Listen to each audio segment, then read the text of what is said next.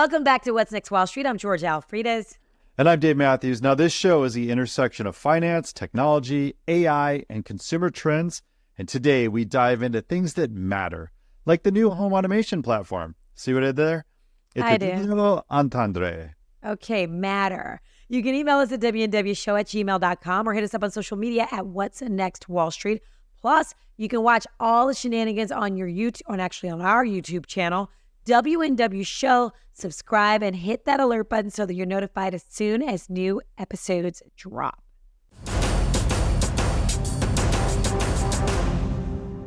All right, let's get into it. Meta says that it's pushing to label AI-generated images on all its platforms. That means Facebook, WhatsApp, Insta, and maybe even the Meta headgear that I talked about on last week's show. So definitely want to tune into that one. So this comes as Meta prepares for the 2024 election and the possibility of AI being used to spread false information, you think? Probably. Meta also said they'll be adding a feature that will allow users to label AI-generated audio and videos that they share. Like, are people going to explicitly say, like, this is generated? Maybe so. The company added that users who don't add labels could face penalties. And actually, people have been banned for Facebook, so maybe they'll get banned. I don't know. We'll see. Yeah, that's interesting. So we didn't need a study for this because we already knew. TikTok has become one of the most popular sources for financial tips and advice, particularly among Gen Z. Now, according to creditcards.com, Gen Zers are nearly 5 times more likely to get financial advice from someone sitting in their mama's basement making reels on social media than those of us who know something about finance. And when I say us, I mean y'all, because clearly I'm a Gen Zer, but I digress. Right. Young investors, those ages 18 to 25, look to so-called, I don't know if it's Fin-Fluencers or Fine-Fluencers, because it's financial influencers, for money-making wisdom. So according to the CFA Institute, only 20% of those Fine or Fin-Fluencer, their content includes any form of disclosure. Like all things on social media, not all expert advice is true or unbiased. So this is exactly why we recommend that you get it for yourself through easy online courses like the ones they offer at OptionsPlayers.com. So you're getting this financial advice from someone and you don't even know where they're getting it from. And I don't know, it's the wild, wild west. Hey, look, when I was 20, I knew everything. Come on, everybody knows that. You know, what am I thinking? I have an 18-year-old and a 9-year-old who certainly knows more than me. The 27-year-old's finally getting it. Mm-hmm. Well, this is like with OptionPlayers, you can do paper trading and buy and sell stocks just on an account that doesn't hit your pocketbook when you make bad decisions. Yeah. Hey, people don't get their info the way they used to anymore either. It's all about the podcast. What? Yeah, it's all about the What's Next Wall Street podcast. Hello. But again, we didn't need a study for this either.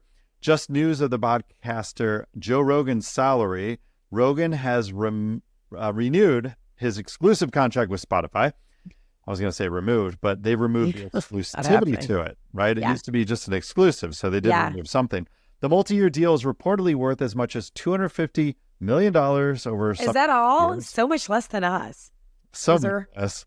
And we can understand why, since the Joe Rogan Experience became exclusive in 2020, overall podcast consumption on Spotify has increased 232%. People are getting their Spotify content, not just music, but podcasts as well. And actually, they have audiobooks too.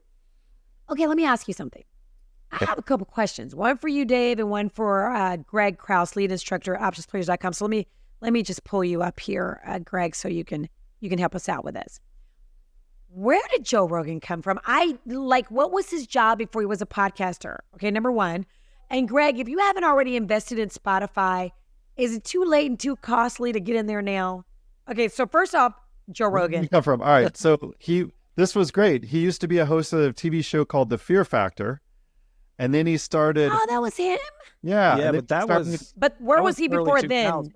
Yeah, you don't just get a job. He was a comic. He was a stand-up comic in the 80s and the early 90s. Yeah. And then Fear Factor. And then he got famous doing UFC, Ultimate Fighting Championship. He was host of that. Okay. Right? Okay. And then the podcast. He was also like a martial arts instructor, like assistant instructor throughout the 90s. That's how he got involved with like the UFC and everything too, because he was really in that Brazilian Jiu-Jitsu and stuff also in the 90s. Okay, didn't When he know. got high with Elon Musk, I think that really put him on the map, right? He gets some A-list talent. I mean, we have Greg. That's something. Yeah. I mean, we love Greg, but it's just amazing because I'd never heard of Joe Rogan until Spotify. And I know other people who are fans and who, watch his comedy shows and Fear Factor. I forgot about Fear Factor, but I had never even watched Fear Factor. So, Yep. But Greg, I got to know. So if you haven't already invested in Spotify, is it really too late? But here's the other thing. Is there something else like Spotify that we can go ahead and get in on? Well, there's always things that are going to come out. So Spotify started off and they've been extremely successful. So everybody's going to try to copy it. You're going to get, for example, Apple's probably going to come out with something. Then, your Google's going to be a competitor. But Spotify has been the first one really to try to grab a bunch of stuff, not just music and all the podcasts. So it's there. It has gone up about 100% in a year. So personally, it's hard to tell someone to invest in something that's gone up 100% in a year, but that doesn't mean it's a bad investment. I think as long as, it's not, you don't have 50% of your money or more in it, just diversify and you like it. But it comes back to invest in what you like. So if Spotify is something you enjoy and you want to research it and understand it, then invest in it. That way you're not just buying it because someone on TikTok or I told you to buy it. You have an understanding of it, you follow it, so it goes back to that thing, like find something you love and then do it same way. Find something you like and then doesn't mean you invest in it, but you at least look at investing in it, So Got it. Yes, you can invest in it, but likely it's pretty high. So, it might go down. So, but that's the whole market. Let me just tell y'all something, okay? This is life at home. We are all of us in our own homes. Dave is in this super cool futuristic studio. Cisco, yeah. Yeah. So I'm at home in my home office and sounds like somebody's about to get a spanking at Greg's house. So, so that is what you hear in the background. We are not in the studio this week. And there's that. Greg, stay where you are because I want to talk to you after this pro tip. Okay. We got emails. We want you to answer. Okay. Stay there.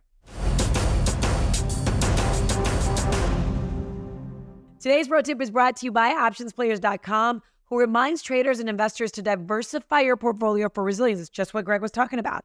Investing in the U.S. stock market offers ample opportunities, but it's really crucial to spread your investments across a lot of sectors and industries. So we are taking investing. We're talking investing, not trading here, people. That said, diversification helps mitigate risk and ensures your portfolio can weather market fluctuations, which there's always market fluctuations. Research and select a mix of stocks from different sectors like technology, healthcare, finance, and consumer goods so that you can build a robust investment strategy that stands the test of time. Stick with those that you're familiar with if possible. This is a great way to protect those stacked short-term gains we enjoy from our options players plays. This is the part of the show where we get to hear from you. You can always hit us up on social media. Please do, in fact, at What's Next Wall Street. Comment on our YouTube page. We love reading comments there, and we actually respond to them. We do. Or you can email us privately. Tell us your secrets to WNWShow@gmail.com. Just email Dave for that, not me and Greg. We don't want to hear much personal. Well, Jeff G. of Fayetteville, New York asks something very private. Is it too late to start investing in lithium with all the different technologies that utilize and require batteries now? Now, last week's show, we talked a little about Tesla and Ford and how they're fighting for market dominance. And Ford is actually deprioritizing electric now, and they're going to hybrid and more gas engines, which is crazy considering where the world wants to be. Greg, what do you think about lithium or different battery technologies to invest in?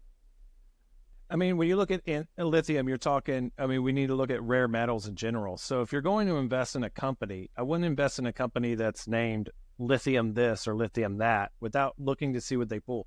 If it's a one-trick pony, it's probably not the best investment unless, it's very small and you're just going after that. So there are plenty of rare metals out there that I cannot even pronounce. Just Google rare metals used in technology, and they're everywhere. And now we're actually going out to get those because we need them. We need them in abundance for all the chips and stuff we're making. So try to find a good company that's just, probably got rare metals in their name rather than lithium, and it'll probably be a better well-rounded. And you won't have to worry. If lithium goes down, they have other rare metals they could put that resources into. Awesome. Thanks, Greg. Mary in Bethlehem, Pennsylvania. Oh my gosh, I know exactly where that is. Anyway, she wants to know, wait, Mary in Bethlehem. Oh my gosh, Mary in Bethlehem. Y'all get it? She's Mary and she's in Bethlehem. She's still alive. That's cool. Oh my gosh, I'm done. Anyway, she wants to know, is Snap done, or can the stock be revolved? No, can it be revived? I'm sure is what she wants to know. I thought that stock was done, but they keep dead cat bouncing, Greg. What's up with that? Wait, hold up. We talked about Mary in Bethlehem, and she wants to know if something can be revived. I'm done with this email. Okay? I'm just done. Yeah, so I remember when it came out and it IPO'd and it just shot up, and I was like, this doesn't make much sense, because some things can go the way that Facebook went, but that's very rare that you have something. And then Snap was just this one little thing. It wasn't hard. It wasn't like bought out by, another company. And I thought that was where Snap was going to go. It might get bought out by a bigger company, maybe Amazon or something yanked it up, or maybe even Facebook, but it didn't happen. I just don't see how it could maintain that evaluation when it just went crazy up. And I remember I shorted it like a couple of years ago, like a year after it, when it was like high 20s and went all the way back down to 10. And I think it's probably these dead cow bounces. You have individuals, that are out there looking for these stocks that are being heavily shorted, right? And they're trying to go in there and try to pump them up and make a little bit of money, kind of like the GameStop stocks, you know what I'm saying? The stonks or whatever they call them. So Snap is being talked at in that sense. I don't know where Snap is going to go. It's just getting destroyed by TikTok. Twitter's going full force at, or whatever, Twitter X now, and everything else, Facebook and everything. So I haven't used Snapchat in a very long time. And I think, let me ask you, because every kid uses Snap. Like my teenager doesn't use his phone. He's like, oh, such and such. I snap with such and such all the time. I'm like, did you call your cousin? No, I snap with him all the time. Like, it's not like, did you text? Like, really, honestly, if I want to get in touch with them, I need to get a Snap account, which I don't have.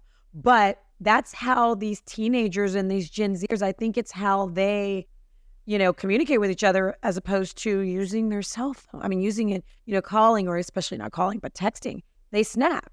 That's fine. But it comes back to one thing, is you can use it all you want, but how do you monetize it? Are there ads in this Snap? Am I sending ads every time I send you something? No. So there's not any monetization there. Versus the influencer using TikTok or using Twitch or any of this other stuff, there's ways to monetize that, right? You can have ads, you're trying to sell things, you can have endorsements. I'm not sending you a picture like, hey, bam, and then on that it's got like a Mountain Dew in the background or something, right? So it still comes out, does it make dollars, does it make sense? And that's kind of where Snap is. Do I think, and is it really, I don't know what kids be using these days. My kid doesn't use Snap. Yeah, because you have younger kid, like my 9-year-old does it. But let me find out you know how to use. You are an influencer in your own right? You are. You're radio host, actress, and everything else, and you don't have a Snap account. That's all you need to know. It ain't going nowhere. Yeah. It's done. It's just give it time to fizzle out. Probably get bought up by someone, to be honest. Yeah. All right. Thanks, Greg. She just said she was Gen Z. I think this might be saying you're a different letter in the alphabet, Georgia. Go ahead, man. Greg, if y'all got questions, we've got answers, or maybe Greg does, email him at greg@optionsplayers.com. And of course, you can always hit us up at WNWShow@gmail.com. Post your questions. We always write back, and post your comments on social media at What's Next Wall Street, or on our YouTube page, or email us at WNWShow.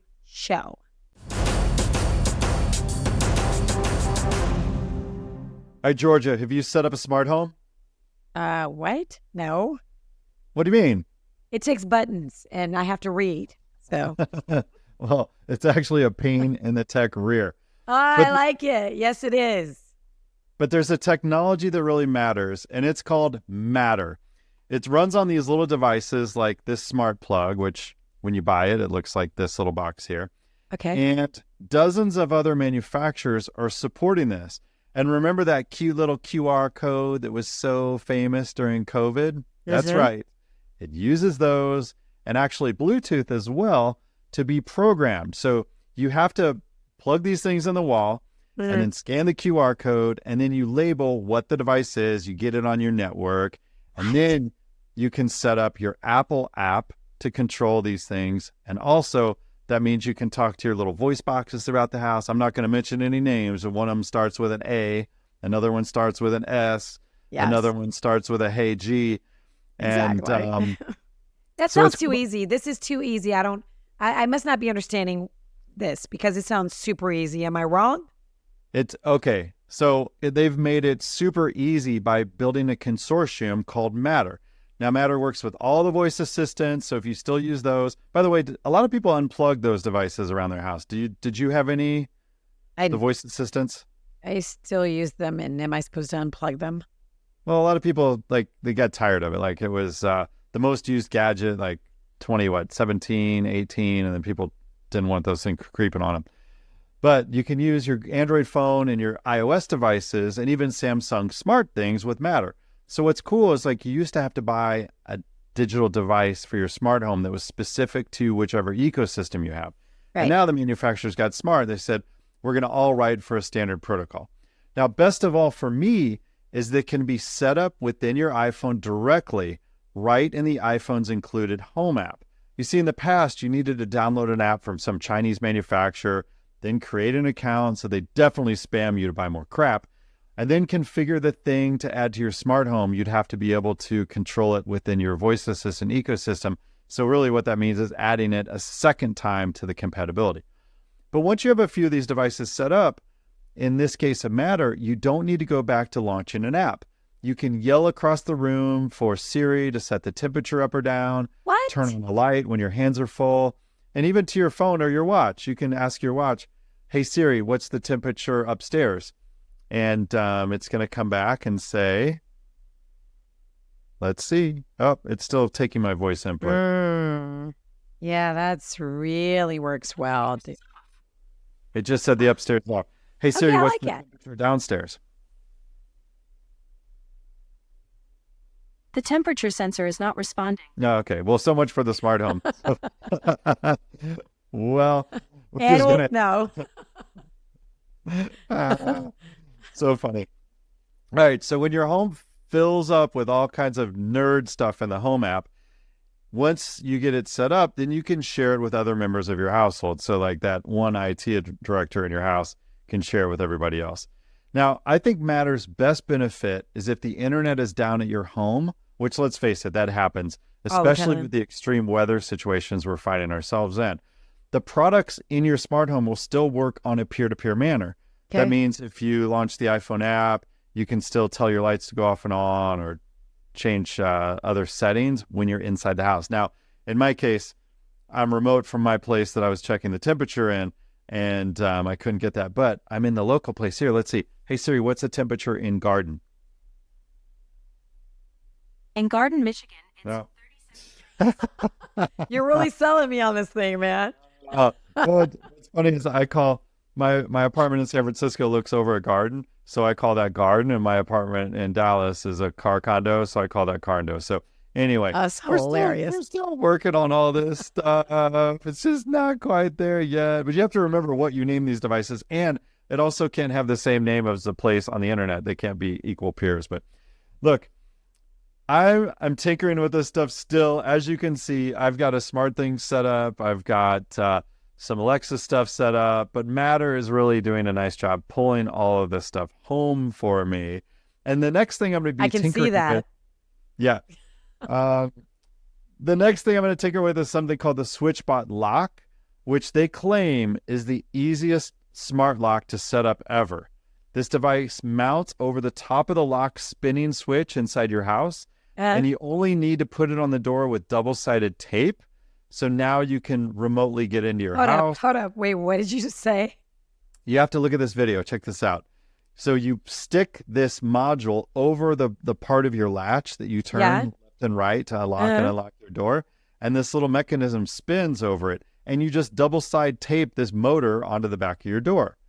Now, to get Matter support with this, you need their hub. And their hub also will control blinds. So you can put electric blinds in your house to say, good morning, sunshine, and then the blinds open. You can say, So open cool. sesame. Yeah, it's very clever stuff. It's about $100 per module for this company, SwitchBot, which just came on the scene a year ago. And to get Matter support, though, you need their hub, which the hub is a device that talks to the internet and then talks to their devices around the room. But it also has NFC, which you've all used Tap to Pay now, I'm sure. We just tap your phone on the payment. Yeah. Well, you'll be able to carry around a little card, an NFC card, and these things are little chips with antennas in them. I just happen to have one right here. Check this out. So this little chip inside with a little antenna looks like a credit card, and it's actually the same technology that's in your Visas and your credit cards. But I could just tap this to the SwitchBot lock keypad, and actually they make smaller versions of these too, and you can unlock your door without your phone. So your phone can be dead. You can just carry that NFC tag in your wallet or in your purse, and then tap that to get in the house. So look, I could just lose that like I always lose my wallet and my purse and my keys. So yeah, good. That's a good problem. But there's also, Georgia, a keypad. So you can just type a keypad in like That's you might what I'd have to, yeah. box. Okay. So more on that product and its viability once I test it. So, but really, Georgia, think about it. Do you hear what I said? With double-sided tape and a QR code, even you can install a smart door lock. And then best of all, you can find out when your kids sneak in and out of the house, because now it shows who had access, who used the keypad, who used NFC, and who used the app to get in. And it'll tell you remotely when your doors open and close. How cool is that? I mean, don't we already have that with, what's the thing on our door? I don't know. We already have that with something. Well, I there's forget. I chimes, have right? Alarm chimes or ring.com. Ring. I got something else in my garage I can tell. And so, yeah, I mean, so I don't know. All these things are starting to meld together in my head. Like, I don't know. I don't know. True. But each of those are separate platforms. Actually, this is a great analogy. Right now, you might have several apps to do the same thing. You might have Nest for your temperature. You might have Nest for your smoke alarms. You might have Ring for the door. And the idea with Matter is we're tying all this together so it just shows up in a single app. And removing complexity is a huge function of making the smart home more adopted by everybody, because you don't want a dozen apps to like, what I turn on my thing with? Exactly. I love that. You can control, like, I want something that can control everything. That's perfect. I like that. So should I get the Matter now or no? Does it matter? So good. Oh my God, you didn't even see it coming, Dave. What I would do is, like, if you're into this idea of using these little light switches, like one of my good friends, they have neon signs all over their bar, and they want to be able to just walk in and say, party time. And then it turns all the neon signs on through these so cute. Apps, right? So, yeah. All right. I think so, but honestly, is it worth it? Honestly, I'm not. Just if you're going to buy something, make sure that it has this Matter logo. And for those of you watching, holding up, we got some of that. There you go. All right. Okay. All right. Thanks, Dave. Thank you.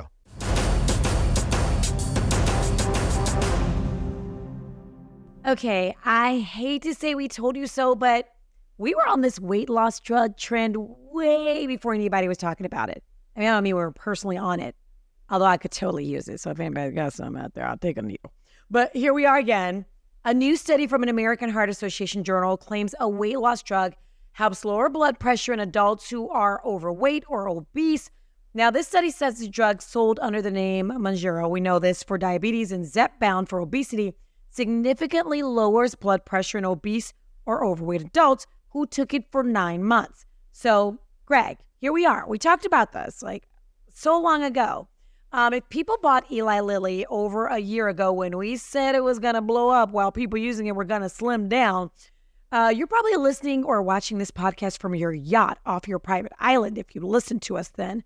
But if you did not, Greg, I need to know, is it too late to join the bandwagon? I mean, let me pull you up here and see what you think about this.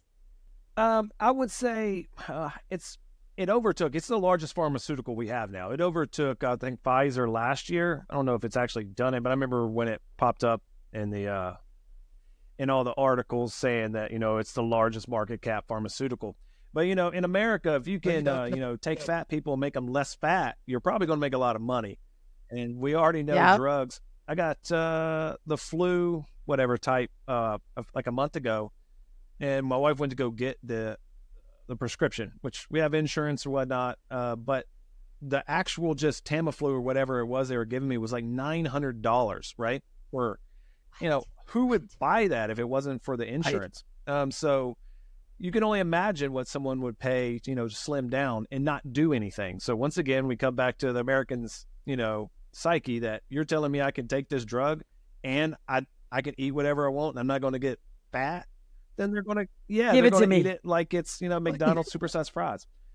So, I mean, which is the problem. Now, with that being said, it has a lot of good. They have a lot of liver. I know they had a lot of liver new meds coming out. I think the last one, it might actually have been a weight loss one. I don't want to lie about that, but was it a weight loss one? Yeah. But to your point, Greg, you're like, one of the issues is that some people who really need it can't get it because they don't have insurance, or their insurance won't cover it because it's really expensive. So it really seems like the only people who are going to get this are going to be the people who can afford to pay that gazillion dollars. What do you think about Once that? again, I've owned a medical business in the past, and that's false. The number one people that I would want to come is not the individuals that are wealthy. I want the person that's on government assistance. Because I know exactly what the government's going to pay for that. I know everything. So when they come in, I know I make $150 from this person when they come in. If it's a different insurance provider, they have the right, or they will actually kind of argue with me and say, hey, I don't want to pay that $150. You're only going to get $80 from me. Then it's a legal battle. But the government aid, which is the majority of people actually in the United States, it's set in stone. It's right there. I know exactly what it is. And then I do whatever I can to make that money. And if that is, charge you $900, if the government's willing to pay $900, guess what I'm going to sell it to you for? $900. It is what it is. So I'm not going to get into the politics of the pharmaceutical markets at all, but it's going to be not the people you think that are getting all this that's making the money. And look how much pharmaceuticals blown up in the last few years. It's even getting worse. And that's outside of COVID. Some companies have nothing to do with anything like that, just tripling their market cap with nothing. And so it is what it is, I guess. So do we buy Eli Lilly, or is it just a gazillion dollars now? Or should we, just do research on other maybe drugs? Somebody needs to come out with a... Pharmaceuticals in general are a little risky, right? Because they can have a bad thing and it can be very volatile. So I usually say you invest in, multiple ones or some, that has them grouped in. But since it's at the top, I don't want to invest, if I'm going to pick one single company, to buy the one that's already at the top, right? I want to buy the same way you look at real estate. You have a bunch of houses on the road. I'm not going to buy the best house, right? I'm going to buy, maybe not the worst, but I want to buy one in the middle that I can fix up to be the best. So that's kind of where I would look at the same investing in Eli Lilly. I'm not saying it's a bad company because it's killing it, but I'd probably look for who's going to be the next Eli Lilly rather than that. And it's pharmaceutical, and I don't really pay attention too much in that sector, so I can't tell you who the next one is. And I don't think anybody can. So, it is what it is. So just invest around, and it'd be much better than just picking Eli. All right. Thanks, Greg. I love this because there's so many things out there, and you need some clarity, and so do we. So if you've got questions, we can try and help you answer them. We'd love to hear from you. Email us at WNWShow@gmail.com or hit us up on the socials by looking at that @ What's Next Wall Street. And of course, you can watch episodes of What's Next Wall Street at WNWShow on YouTube. And of course, today we're at home. So, welcome to our homes.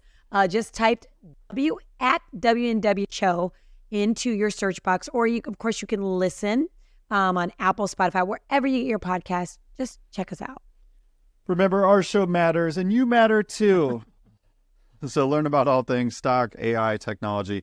Subscribe, hit that alert button so you find current trending info as soon as it drops. I'm Dave Mathews. And I'm George Alfredas. We will see you next time, or we'll hear you. You'll hear us on What's Next Wall Street. Thanks, Greg. Thanks, Greg.